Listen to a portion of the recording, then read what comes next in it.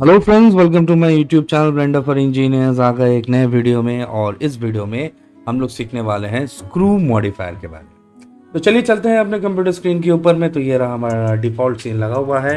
Extra item हटा देते हैं और हमारा क्यूब यहाँ पे लगा हुआ है। तो क्यूब को एक काम करते हैं, इस एक्सरसाइज के लिए मैं क्यूब को डिलीट कर देता हूँ। शिफ्ट ए, मैं एक सर्कल बना देता हूँ। सर्कल को लेकर रोटेट वाई, मैं रोटेट कर देता हूँ एक्स एक्सिस पे ये 90 डिग्री।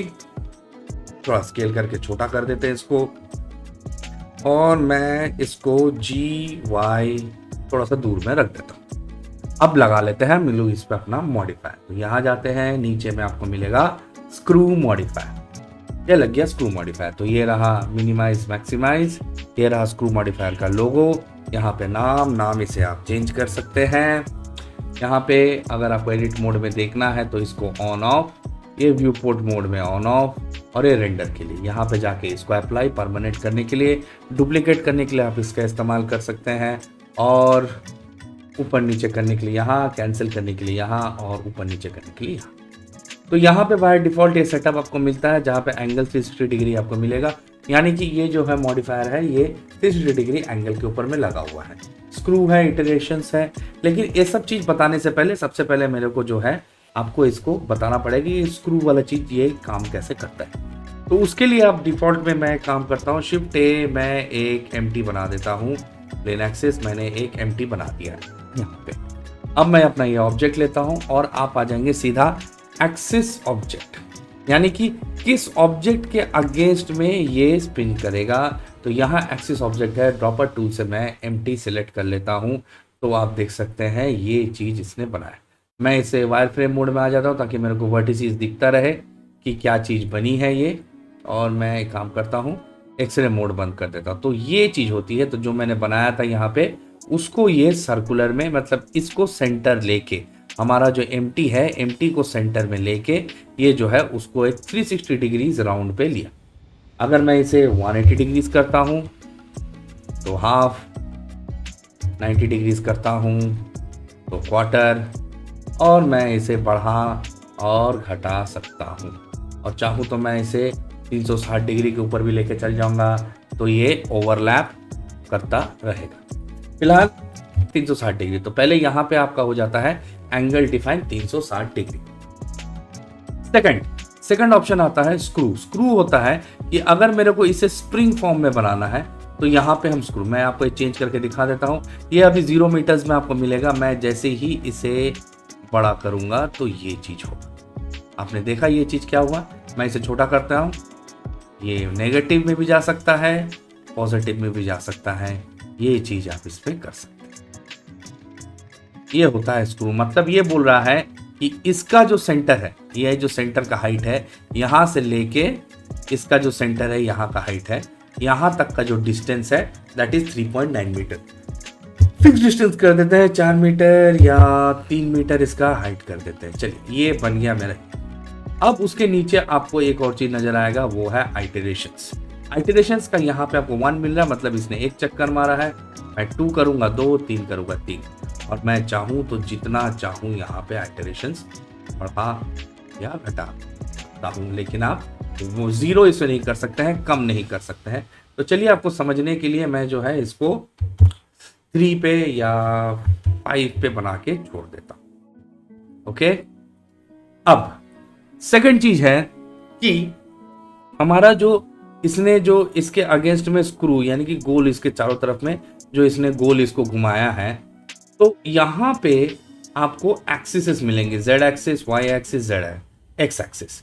तो अगर मैं इसे यहाँ पे अगर एक्स एक्सिस लेता हूँ तो उसी चीज को उसने एक्स एक्सिस के अगेंस्ट में इसी को सेंटर लिया और एक्स एक्सिस के अगेंस्ट में इसको घुमाया। ओके। अगर मैं वाई लेता हूँ तो वहीं पे ही वो राउंड राउंड राउंड राउंड आगे घूम रहा है। ओके। एक अजीब टाइप का मेश इसमें यहाँ पे बना है, देख सकते हैं। उसने उसको वही राउंड इसके ऊपर में गोल गोल गोल गोल घुमाया है, और अब ऐसा ऐसा एक राउंड चीज आपको मिलेगा। ओके। फिलहाल चलिए चल जाते हैं वापस जेड पे। तो ये चीज मैंने आप लोगों को बता दिया कि एंगल क्या होता है, स्क्रू क्या होता है, आइटरेशंस क्या होते हैं, एक्स वाई जेड एक्सिस क्या होता है, और एम्प्टी क्या होता है। अब आपको एक ऑप्शन मिलेगा ऑब्जेक्ट स्क्रू। अब जैसे ही ऑब्जेक्ट स्क्रू करेंगे ये पूरा जीरो हो जाएगा। देखिए आपको आइटरेशंस तो मिल रहे हैं यहाँ पे, लेकिन ऑब्जेक्ट स्क्रू जीरो हो जाएगा, क्योंकि यहाँ पे वो मेरे को बोल रहा है कि अगर z एक्सिस लिया हुआ है तो z एक्सिस में, z डायरेक्शन में, अगर यहाँ पे z एक्सिस लिया हुआ है तो z डायरेक्शन में हमारा ऑब्जेक्ट का जो सेंटर है और हमारा जो एक्सिस का जो ऑब्जेक्ट है, यानी कि हमारा एम्प्टी का जो सेंटर है और हमारा जो ऑब्जेक्ट का सेंटर है, दोनों में जो डिफरेंस होगा वही स्क्रू में होगा। देखिए जैसे ही मैं ऑब्जेक्ट स्क्रू को ऑन कर रहा हूं, आपका देखिए ये स्क्रू जो है ये डीएक्टिवेट हो जा रहा है। ये देखिए डीएक्टिवेट हो गया। अब मैं इसे पकड़ता हूं और मैं देखिए क्या कर रहा हूं, जी और जेड एक्सिस में मैं उसको ऊपर लूंगा। अब देखिए मेरा यहाँ पे ये बनना शुरू। यहाँ पे अगर आपको आइटरेशंस 1 करके दिखा दूं तो आपको ये चीज समझ में आ जाएगा ऑब्जेक्ट स्क्रू क्या होता है। ये देख सकते हैं आप 1, ये देखिए ये रहा सेंटर और ये जो मेरा एम्प्टी है ये इसके सेंटर तक पहुंचा है। नहीं, ये देखिए ये मेरा सेंटर है, तो मैंने बोला कि यहां से यहां z एक्सिस में सिलेक्ट किया हुआ था, इसमें z एक्सिस सिलेक्ट किया, तो ये जो डिफरेंस था वो मेरा स्क्रू का डिफरेंस आएगा, यानी कि 3। ओके, तो ये चीज रहा आपका ऑब्जेक्ट स्क्रू। मैं आइटरेशंस फिर से बढ़ा देता हूं, 3 का आइटरेशंस ले लेता हूं, तो ये रहा हमारा ऑब्जेक्ट स्क्रू। ओके, अब ये काम हमारा बन गया। अब आते हैं नेक्स्ट पे steps view port. Steps view port मतलब यहाँ पे 16 दिया हुआ है, यानी कि अगर मैं इसे 1 कर देता हूँ, मैं आपको दिखा देता हूँ, यहाँ पे मैं इसे 0 कर देता हूँ, 1 7, तो यहाँ पे टोटल आपको 16 डिविजन्स मिलेंगे। देखिए 1 2 3 4 5 6 7 8 9 10 11 12 13 14 15 16 16, ये रहा वो 16। अब मैं जितना इसको बढ़ाता जाऊंगा ये उतना ही स्मूथ होता जाएगा, घटाते जाऊंगा, लेकिन बढ़ाते जाएंगे तो नंबर ऑफ फेसेस भी आप बढ़ा रहे हैं, डायग्राम का जो लोड है वो भी आप इसके ऊपर में बढ़ा रहे हैं। रेंडर में आप यहाँ पे इसे हल्के मोड पे रेंडर कर सकते हैं। जैसे सोच लीजिए मैं यहाँ पे इसे 16 पे ही रेंडर कर रहा हूँ और व्यू पोर्ट में देख रहा हूँ, लेकिन जब मैं रेंडर करूंगा तब मेरे को हायर मोड चाहिए, तब बहुत फाइन जो है ये रेंडर करेगा। ये हो गए ये 2 चीज। ओके, ये 2 चीज हो गए इसके। अब मैं आपको एक चीज और बता देता हूँ। तो अभी जो है इसका काम खत्म, मैं काम करता इसे डिलीट कर देता हूँ। हमारा एम्प्टी को रख देते हैं, एम्प्टी को n में एम्प्टी को 0 कर देता हूँ मैं। अब मैं जो है एक चीज बना देता हूँ, मैं शिफ्ट A, मैं नेक्स्ट चीज समझाने के लिए मैं एक प्लेन ले लेता हूँ। ओके, रोटेट x और मैं इसे ले लेता हूँ 90 डिग्री, 1 ले लेते हैं और मैं को स्केल कर लेता हूँ। हाँ, टैप कर लेते हैं एंड नहीं, इसे A स्केल Z, इसे पतला कर देते हैं, इसे पतला कर देता हूँ और इन दोनों वर्टिसेस को लेके मैं यहाँ पे 0 कर देता हूँ, या मैं थोड़ा सा इसे बड़ा कर देता हूँ, यानी कि x मैं इसे 0.5 कर देता हूँ। ये 0.5 मैंने इसे कर दिया और इन दोनों को लेके gx मैं इसे बड़ा कर लेता हूँ। तो मैंने जो है एक प्लेन बना दिया। चलिए इसके ऊपर में स्क्रू मॉडिफायर लगा देते हैं। ये लिया ऑब्जेक्ट में मैंने एम्प्टी ले लिया। अब आप देख सकते हैं जैसे मैं अगर यहाँ पे आइटरेशंस बढ़ाता, मैं अगर यहाँ से डिस्टेंस बढ़ाता चल जाऊंगा तो ऑब्जेक्ट जो है कुछ ऐसा जो है ऑब्जेक्ट हमारा बन जाएगा। मैं काम करता हूँ, मैं यहाँ से फ्लो उड़ा देता हूँ ताकि आप लोगों को क्लियरली दिखे हमारा ऑब्जेक्ट जो है ऐसा, ये हमारा ऑब्जेक्ट बन के तैयार। लेकिन यहाँ पे आपको मिलेगा मर्ज। तो अगर मैं मर्ज लिख रहा हूँ यहाँ पे, लेकिन इसके लिए आइटरेशंस होने का जरूरत नहीं है। मैं आइटरेशंस को 1 कर देता हूँ और यह हाइट को मैं 0 कर देता हूँ। अब ये सोच लीजिए मेरा कोई एक चीज रोटेट करने के लिए है ना, तो ये चीज बन गया। अब मैं बोल रहा हूं मर्ज हो जाओ, लेकिन जैसे ही आप मर्ज पे क्लिक करेंगे कुछ नहीं होगा, क्योंकि ये जो वर्टिसेस है, ये जो मेरे वर्टिसेस है, हाँ, ये जो मेरे वर्टिसीज यहाँ पे क्रिएट हो रहे हैं, ये वाले जो वर्टिसीज यहाँ पे, ये सारे वर्टिसीज के इन सबको वो मर्ज कर देगा। लेकिन मर्ज करने के लिए यहाँ पे एक लिमिट दिया हुआ है, यानी कि ये सेंटर एक्सिस से ये अगर 0.101 mm दूर रहेगा तो ही मर्ज करेगा। तो मैं जैसे ही इसको याद रखिएगा, मैंने 0.5 दिया था यहाँ पे, तो मैं जैसे ही ये 0.5 के ऊपर जाऊंगा और ये 0.5 लिमिट है, मैं 0.51 कर देता हूं मर्ज, 0.5 एंड 0.498। जैसे ही 0.5 हो जाएगा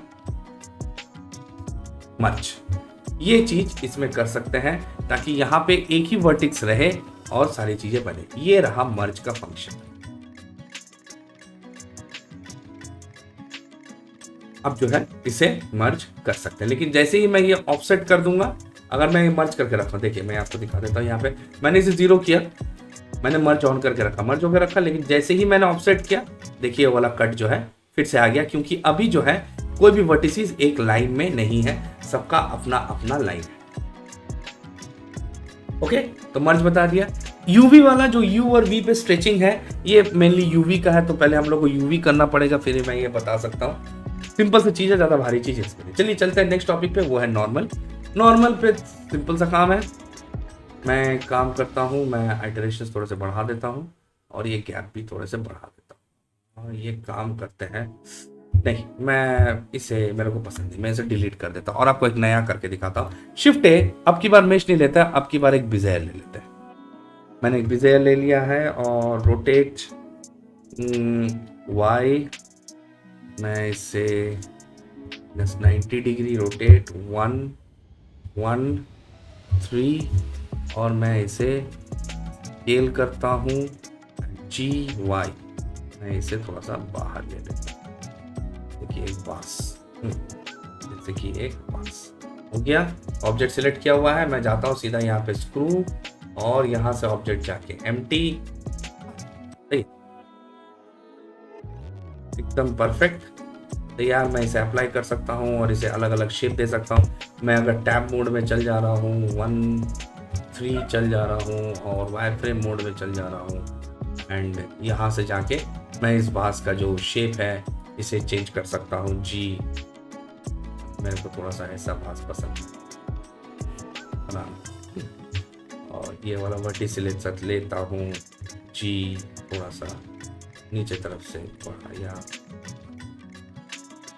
रोटेट एक्स, थोड़ा सा नीचे तरफ बढ़ाया। मेरे को इस टाइप का कुछ वास पसंद है। ओके, तो हमारा वास बन के तैयार है। तो यहाँ पे आपको मिलेगा shade smooth automatically on, shade smooth off करेंगे, मेनली शेड स्मूथ है, क्योंकि आप ऑब्जेक्ट सिलेक्ट करके अगर W लेते हैं तो यहाँ पे भी आपको शेड स्मूथ मिलेगा, लेकिन देखिए काम नहीं कर रहा। ऑटो शेड स्मूथ भी ऑन करता हूँ तो काम नहीं करेगा, यहाँ पे शेड स्मूथ काम करेगा। नहीं तो मेरे को इसको अप्लाई करना पड़ेगा, अप्लाई करने के बाद फिर मेरा शेड स्मूथ जो है वो काम करेगा। ओके, अब शेड स्मूथ हो गया। अब मैं आपको दिखाता हूँ फ्लिप। नॉर्मली इसके लिए मेरे को आपको चालू करना पड़ेगा फेस ओरिएंटेशन। तो आप देख सकते हैं फ्लिप में बाहर में आपका रेड है, अंदर में ब्लू है, मतलब सारे नॉर्मल्स अंदर की तरफ में सिलेक्ट किए हुए हैं। तो सिंपल, अगर मेरे को मतलब ये मेरा आउटर सरफेस है और ये मेरा इनर सरफेस है, सिंपली मैं फ्लिप करूंगा, सारे नॉर्मल्स बाहर की तरफ आ जाएंगे, और ये अभी शेप सही बन गया। इसके ऊपर में बुलियन चला दो, जो चलाना चला दो, इसके ऊपर में सही काम करेंगे। लेकिन ये ऐसा नहीं होना चाहिए, ये गलत है। रेड बाहर की तरफ, ब्लू अंदर की तरफ नहीं होता है, ब्लू बाहर की तरफ में और रेड अंदर की तरफ में होता है। ओके, सो फेस ओरिएंटेशन बंद कर देते हैं। अब एक चीज और बच गया है, वो है स्मूथ शेडिंग। यानी कि अगर मेरे को ये समझाने के लिए मेरे को इसे भी डिलीट करना पड़ेगा, डिलीट। तो फिर से वही क्यूब बनाते हैं, 1 सॉरी स्केले, जाते हैं मेश प्लेन, रोटेट एक्स में जाके 990 डिग्री का है, 90 degree and 1 G Y X, बाहर टैब स्केल जी, पतला सा बना देते इसे, टैब इन दोनों को लेते हैं जी एक्स, मैं इसे अंदर लेकर आ जाता हूँ टैप, और ये हमारा बन गया। यहाँ पे जाते हैं, इसके ऊपर पे स्क्रू मॉडिफायर लगाते हैं, ऑब्जेक्ट सेलेक्ट करने के लिए एम्प्टी लेते हैं, या ऑब्जेक्ट सेलेक्ट कर लिए हैं, एम्प्टी ले लिए हैं। अच्छा, यहाँ पे एक प्रॉब्लम क्रिएट हुआ है, वो ये है ऑल 10 आप स्केल कर लीजिएगा इसको। ओके, अब 2-3 इटरेशंस दे दो और एम्प्टी को सिलेक्ट करके जी जेड इसे सिलेक्ट करके मर्ज।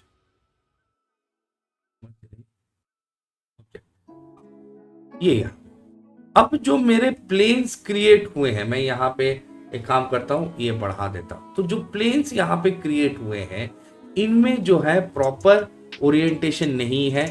यहाँ पे जो नॉर्मल्स बन रहे हैं ये सीधे नहीं बन रहे हैं, इस कारण से आपको ये इफेक्ट आ रहा है। अब देखिए, मैं जैसे ही इसे बोलता हूँ कि नहीं आपने बनाया तो ठीक है, मेरे को यही चीज बनाना है, लेकिन थोड़े से जो है नॉर्मल स्मूथ रखिए, ताकि मेरा स्मूथिंग इफेक्ट जो है वो बराबर आए।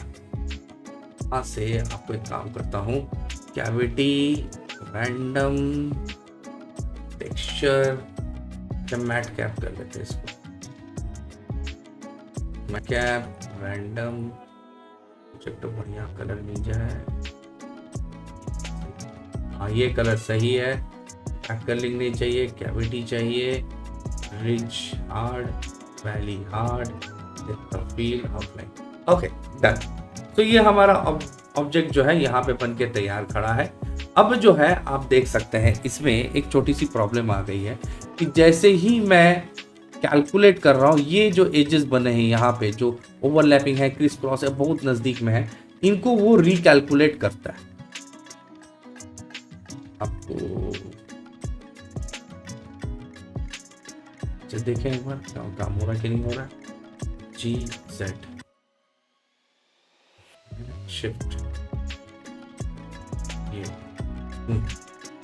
कैलकुलेट नहीं दिखा पा रहा हूं मैं आपको, क्योंकि यहाँ पे जो है ये इंटरनल कंप्यूटर जो है कैलकुलेट करता है। जब आप इसमें शेडिंग देंगे ना, तब आपको जो है वो ये जो डिफरेंस है, ये जो ओरिएंटेशन, फेसेस का जो ओरिएंटेशन है, इसको वो अपने आप को सही करेगा, ताकि जो कलर करें या शेडिंग करें, जो भी आप कर रहे हैं वो प्रॉपरली बैठे। बस सिंपल सा है, देखने में अच्छा लगता है, कैलकुलेट ऑर्डर कर दीजिए एक बार।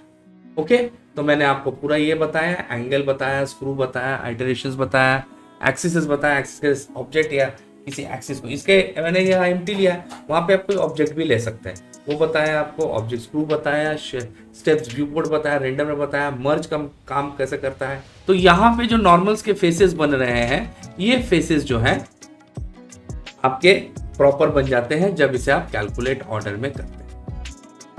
ओके, तो दोस्तों इस वीडियो में इतना ही। हम लोग फिर मिलेंगे अपने नेक्स्ट वीडियो में, जहां पे हम आपको बताएंगे स्किन मॉडिफायर के बारे में। Till then stay tuned.